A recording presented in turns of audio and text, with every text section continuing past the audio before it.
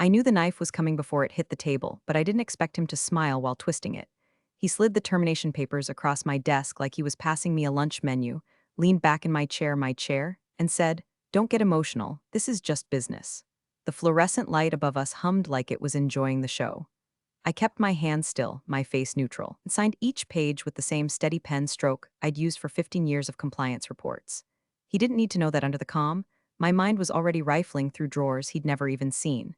He thought he was clearing dead wood to streamline operations, like those management blogs love to say. I thought about the last meeting we had, when he waved off my concerns about a missed quarterly control, as if I was warning him about a smudge on his tie. Now here he was, looking almost pleased with himself for pulling the trigger. I just nodded, slid the papers back, and listened to him rattle off the HR script about benefits and Cobra. My mouth stayed polite, but somewhere deep down, a switch flipped. I wasn't going to raise my voice. I wasn't going to slam the door. Loud exits make good theater, but they leave smoke that clears too fast. No, I was going to be air. Invisible, necessary, capable of suffocating the whole room without anyone noticing until it was too late. By the way, 97% of you listening to this right now aren't subscribed. I know, I checked the numbers. Hit that subscribe button. It's a tiny click for you, but it keeps this whole little revenge-fueled storytelling machine running, and believe me, the team loves it when you do.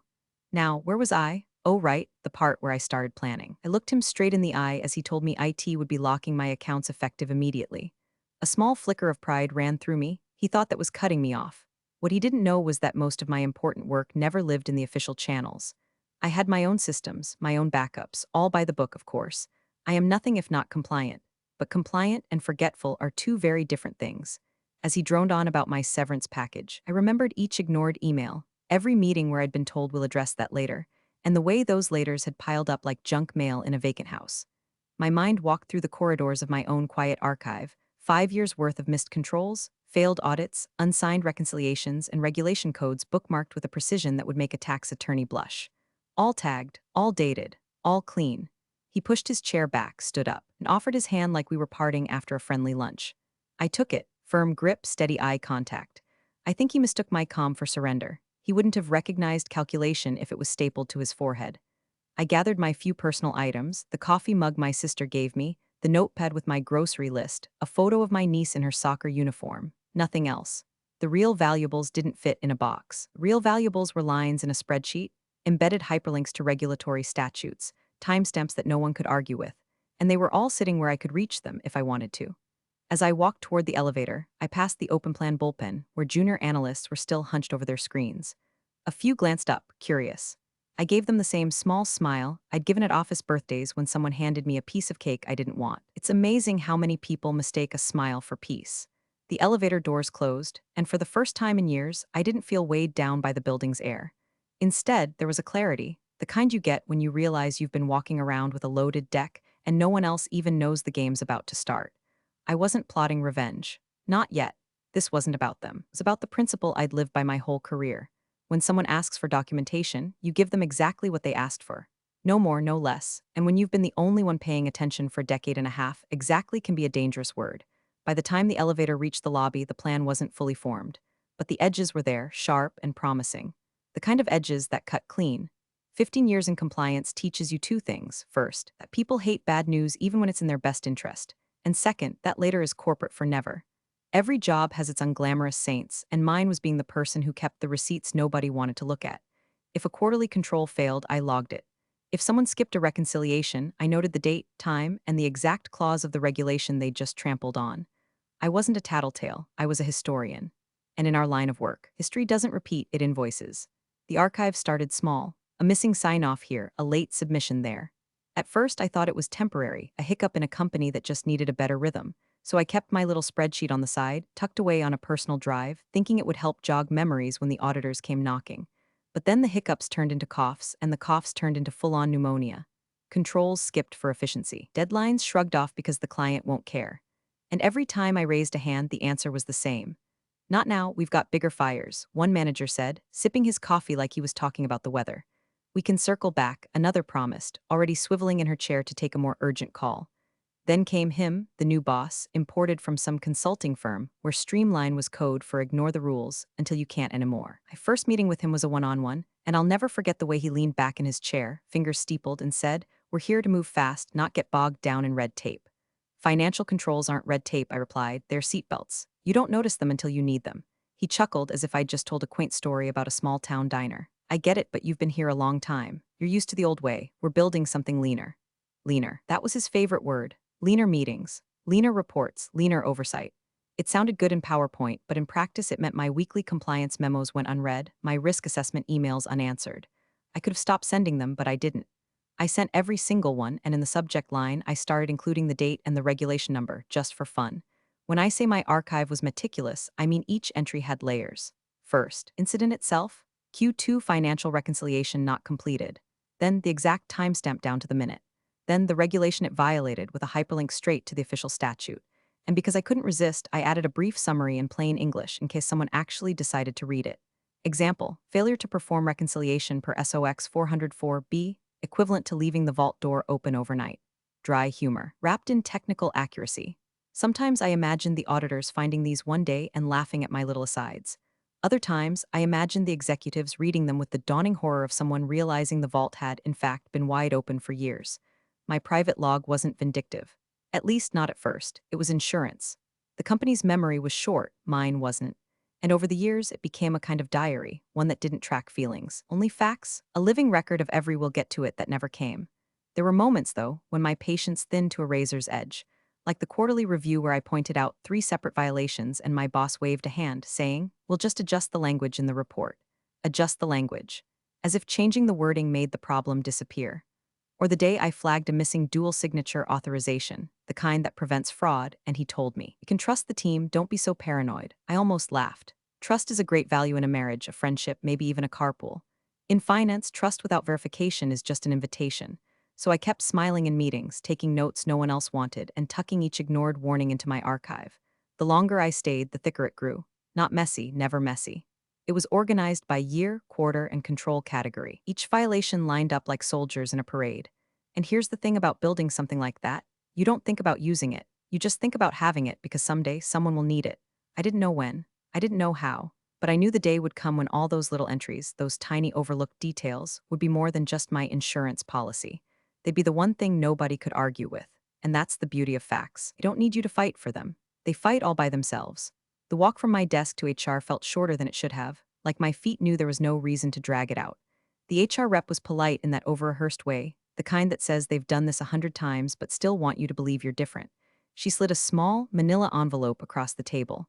Inside was the exit packet, a printout of my benefits summary, and a pre-addressed box for returning my laptop. Then came the formality, the badge. I'd worn that badge every day for 15 years. It was more than plastic with my picture on it. It was the key to every hallway, every meeting room, every late-night compliance crunch when the rest of the office had gone dark. Now, it felt light in my hand, almost inconsequential, as I set it on the desk. The HR rep smiled like we'd just finished a friendly board game. From there, it was its turn. My laptop screen dimmed as they remotely disabled my account, and a polite but final email popped up. Access to all corporate systems has been deactivated per termination policy.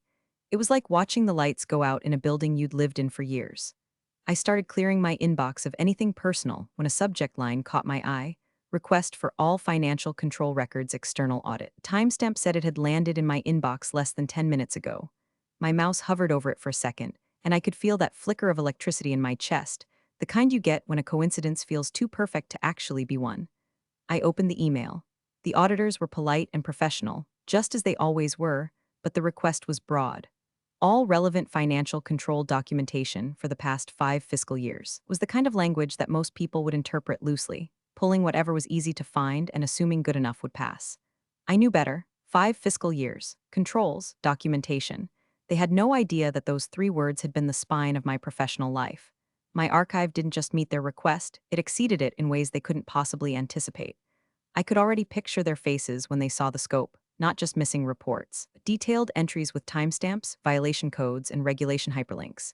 It wasn't a smoking gun. It was an armory. I glanced at the clock. My access window was shrinking fast. IT would pull the plug completely once I shut down the laptop.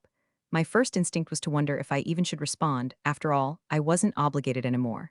But then I thought about the box of data I'd built over 15 years, the one no one else even knew existed. Request wasn't from my boss or the CFO or anyone whose opinion I cared less about than expired milk. It was from the auditors, and auditors were neutral. They weren't here to protect anyone's ego. They were here for the truth. A small smile tugged at the corner of my mouth as I flagged the email to follow up before my official sign-off. Outwardly, I kept the same professional tone, polite responses to HR, clear confirmations of my laptop return date. Inside, that flicker of satisfaction was growing warmer. Not vengeful, not yet. Just the steady awareness that the auditors had unknowingly walked into the one place my boss had never dared to look. I shut down the laptop for the last time, knowing exactly what I was going to do before the system booted up again. I reopened the laptop, the corporate logo flashing across the screen like a door I'd been told was locked, but that I still had the key to. The audit request sat there, patient and unassuming, as if it were just another Tuesday task. I clicked reply, then stopped. No, this wasn't something to dash off in a few minutes. This was going to be meticulous, deliberate, surgical. First, I opened my private archive. It wasn't flashy, just a series of folders stacked in perfect chronological order. Year right arrow, quarter right arrow, control category. Inside each, spreadsheet files named with the precision of a serial number. I scrolled to the earliest year in the request window, 5 fiscal years back, and opened the first file. The structure was already built for this kind of moment. Column A, date of incident. Column B, control name. Column C, violation code. Column D, hyperlink to the exact section of the regulation it violated. Column E, source document ID from the company's own internal system, so there was no question about origin. No footnotes, no colorful language, no see attached for my thoughts. This wasn't a manifesto, it was evidence. I copied the first quarter into a fresh master sheet, then the second, and so on. The rhythm was almost meditative: click, copy, paste, confirm link, move on. Each row was a pinprick of memory. The time finance skipped a dual authorization on a 6-figure transfer. The quarter when reconciliations were signed off 3 months late, well past the statutory deadline. Year-end scramble when we realized no one had tested the disaster recovery process because the budget for it had been reallocated to an executive retreat. The beauty of the work was in its sparseness. There was no judgment in the words themselves, just numbers, names, and dates. But to anyone who spoke the language of compliance, the pattern would be deafening. A missed control here or there is an oversight. A sustained, documented history of them, year after year. Something else entirely. By the time I reached the most recent quarter, the sheet had grown to hundreds of lines. I stopped for a moment to scan it from top to bottom. The weight of it wasn't just in the length, it was in the consistency. The same types of failures repeating, flagged, and left unresolved. Each entry linked to a law or regulation that wasn't a suggestion, but a requirement. And each of those links connected to consequences that, if anyone took them seriously, land squarely on the shoulders of certain executives. I double-checked the formatting, making sure every date was in the same style, every link functional, every control name spelled exactly as it appeared in the official manuals. If there's one thing that can blunt the edge of truth, it's sloppy presentation. This had to be pristine. While I worked, the clock in the corner of my screen ticked forward, each minute shrinking the window before my account closed for good. I wasn't rushing, though there was a quiet thrill in the precision of it, like tuning an instrument no one knew they'd be hearing in a few hours. I imagined the auditors scrolling through it, their brows furrowing as they realized they weren't looking at a partial snapshot. This was the whole picture, and the picture was ugly. I saved the file with a plain, professional name, financial control documentation 5-5-year range, and attached it to a draft email. Still no commentary, no explanation, no wink between the lines, just the exact fulfillment of the request down to the letter. All that was left was to press send. I sat back for a moment, letting the cursor hover over the button. This wasn't revenge, not in the Hollywood sense. This was me doing what I'd always done, my job. Only now I had the rare satisfaction of knowing that the precision I'd been mocked for was about to speak louder than any speech I could give. And when it spoke, it wouldn't be to me. It would be to them. I hit send. No drama, no flourish, just the quiet click of the mouse and the whir of the outgoing email leaving my outbox. The file sailed off to its destination, and a few seconds later, my screen pinged with the automatic confirmation, delivery to recipient confirmed. For a moment, I just sat there, watching the timestamp in the corner of the screen. It was done. 15 years of careful record-keeping, pressed into one perfectly ordered document, now sitting in an auditor's inbox waiting to be opened. I imagined the first few minutes after they clicked it, the scrolling, the widening eyes, the mental math of realizing the scale before they even got halfway through. I was halfway through boxing up my last desk items when the reply came in. Short, polite, and telling.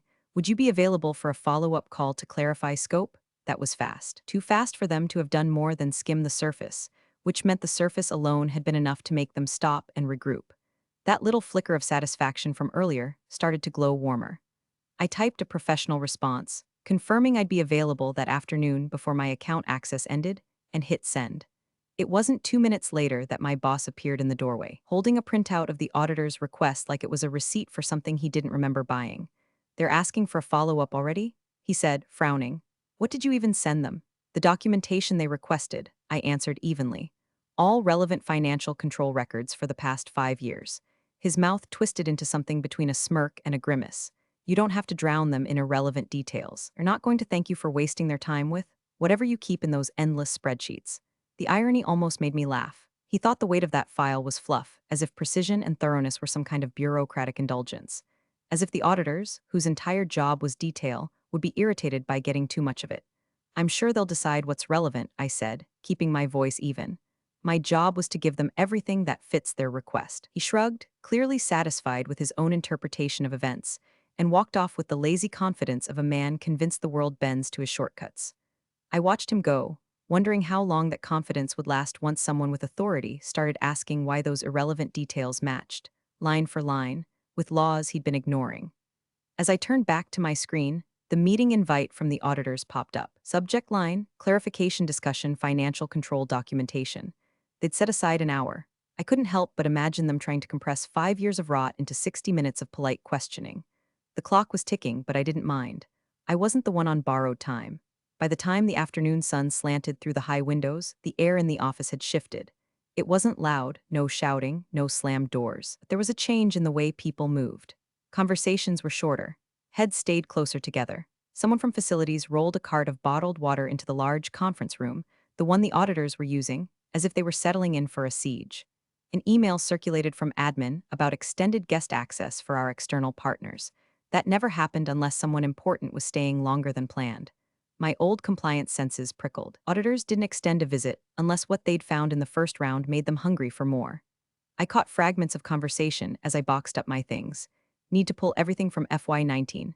And where's the signed amendment for legal assistants were darting in and out of offices carrying armfuls of old contracts, like triage nurses with patient charts. Their faces had that tight, polite mask people where when they don't want to say out loud that something's wrong. My phone buzzed, a text from Kyle, one of the junior accountants I'd mentored back when he was still figuring out how to spell accrual. What did you send them? People looked scared. I stared at the message for a moment before replying, just the records they asked for. No emoji, no elaboration. If he wanted to connect the dots, he could. From my seat, I had a view straight down the corridor toward the executive suite.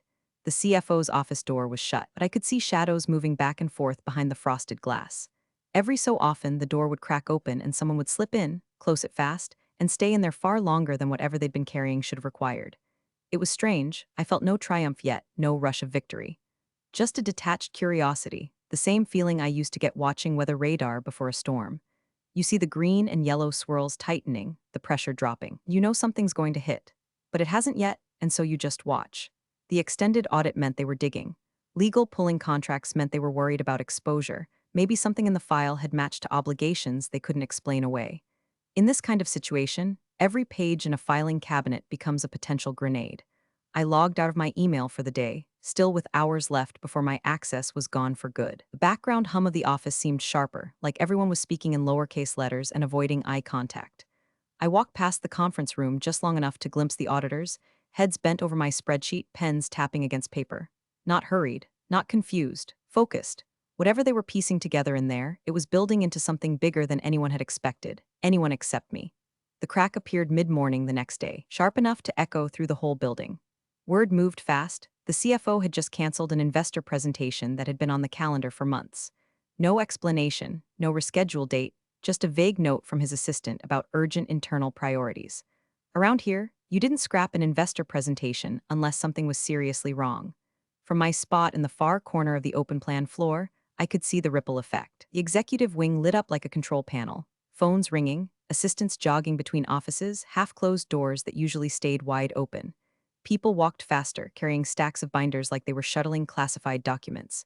And that conference room where the auditors had been camped out, the blinds were drawn now. Not long after, my desk phone rang, an unfamiliar extension from the legal department. I let it go to voicemail, then checked the message, a clipped, polite voice identifying herself as corporate counsel, just hoping to get some context around the documents you provided to the external auditors. Context. I almost laughed. There was no context in my file. There was data, timestamps, and direct links to the regulations violated. Context was for spin doctors and storytellers. My job had always been the opposite. Still, I called back. Kept my tone even professional. Neutral, the file metadata should answer any questions about sources and dates, I said. Everything aligns with the official system records. There was a pause on the other end, just long enough to picture her scrolling through the metadata, realizing every entry matched an internal document ID that could be pulled up and verified in seconds. No opinion, no personal notes, just a chain of facts that could walk themselves into a courtroom. She cleared her throat. Right, yes, I see, thank you. And then she hung up, leaving a silence that felt heavier than the call itself. I leaned back in my chair, watching the CFO's shadow pass behind his frosted glass door again. He'd been in that office almost nonstop since the cancellation notice went out, only leaving for brief trips down the hall to legal. I wondered if he'd seen the whole spreadsheet yet, or if he was still in the stage where you think you can cherry pick the easy issues and hope the rest doesn't surface. The thing about staying inside the lines, and I always had, is that it's impossible to fault you for following procedure. They could dig, they could frown, they could curse my name in closed-door meetings, but the truth was unshakable. The auditors asked for documentation, and I'd given them precisely that. And now, it seemed, the documentation was beginning to speak for itself. By the end of the week, the whispers weren't just about extended audits anymore. They had names, numbers, and stakes. A tax manager from the fourth floor passed me in the hallway and muttered under her breath, "They're saying some of this could be criminal." I didn't ask her to elaborate. I didn't need to. I'd built the file, I knew what was in it. The difference now was that people were realizing it wasn't just about civil fines or a slap on the wrist from regulators. Certain violations, the kind my boss liked to wave off as technicalities, had teeth, and those teeth could bite hard enough to leave actual prison time on the table for officers who had signed off on them. Personal liability. The phrase moves through an executive suite like a cold draft under a locked door. Bits of information trickled out from unexpected places. A friend in accounting told me legal had flagged at least 3 instances where control failures lined up with certification documents signed under penalty of perjury. Someone else mentioned the auditors had escalated parts of the review to their special investigations team, the kind of move that never happens unless they suspect intent, not just negligence. Meanwhile, the CFO's office had turned into a bunker. The blinds stayed shut all day. His light burned long after everyone else had gone home, visible from the parking lot like a signal fire. People noticed, and they noticed something else. Emails to him weren't being answered. Not ignored, not brushed off. Just nothing. Like the silence you get when someone's too busy rehearsing answers for a question they hope no one will ask. The shift in the office tone was almost surreal. 2 weeks earlier, I'd been the one on the outside, a soon-to-be ex-employee everyone assumed would quietly fade out. Now, I was still leaving, but the center of gravity had moved. The tension wasn't around my departure, it was around what I'd left behind. I'd expected some fallout when I sent the file, but the speed of it surprised me. I thought the auditors might spend weeks peeling through the details, slowly building a case. Instead, it seemed they'd taken one look and started pulling threads that unraveled faster than anyone was ready for. It was satisfying, yes, watching the arrogance that had dismissed me collapse into closed-door panic. But there was disbelief woven into it too, a kind of quiet astonishment at how quickly the balance shifted once facts had the floor. I'd spent 15 years sending warnings into the void. Now, the void was answering back, and it had subpoenas in its hand. The call came just after 8 in the evening, my phone buzzing against the kitchen counter while I was rinsing out a coffee mug I'd never have to bring to that office again. The display lit up with his name, not an assistant, not legal, not some nervous junior accountant, the CFO himself. I let it ring twice before I answered. "Hello?" His voice was lower than I'd ever heard it, stripped of the boardroom bravado and casual arrogance he'd worn like a tailored suit. "You've got a problem," he began. There was no preamble, no attempt at small talk, just the blunt weight of panic pressing through the line. I said nothing, letting the silence pull at him until he filled it. The auditor's findings, they've identified multiple violations. Not just compliance issues, criminal exposure. There's a 7-figure liability already on paper, and if this escalates, certain officers, myself included, could be facing personal charges. Breathing was uneven. I could hear the faint click of a pen in his hand, a nervous tick I'd seen in meetings when a question caught him off guard. "I just need to understand," he continued, his tone edging toward desperation. "Why did you?" I cut him off gently, my voice steady, almost calm. "You asked for documentation. I gave the auditors exactly what they requested." There was a pause, as if he was weighing how much of his remaining dignity to spend. "You know this could." "That's right," I said, not raising my voice, not rushing. "It could. And you know what you told me when you let me go?" He didn't answer. "You said, 'Don't get emotional, it's just business.'" The silence on the other end was absolute now, not the silence of a dropped call, but the kind that comes when there's nothing left to say that won't make things worse. I held it for a moment longer, then added, "Well, this is just business too." Before he could respond, I ended the call. I set the phone down, walked to the window, and looked out at the darkened street. The world outside was quiet, unaware of the storm rolling through those glass-walled offices. For the first time since this all began, I let the corners of my mouth lift into a small, private smile, the kind you keep for yourself when you know the balance sheet just closed exactly as it should. You're the real MVPs of the office jungle. Thanks for watching. Smash that subscribe button, or the coffee pot might just forget your next brew.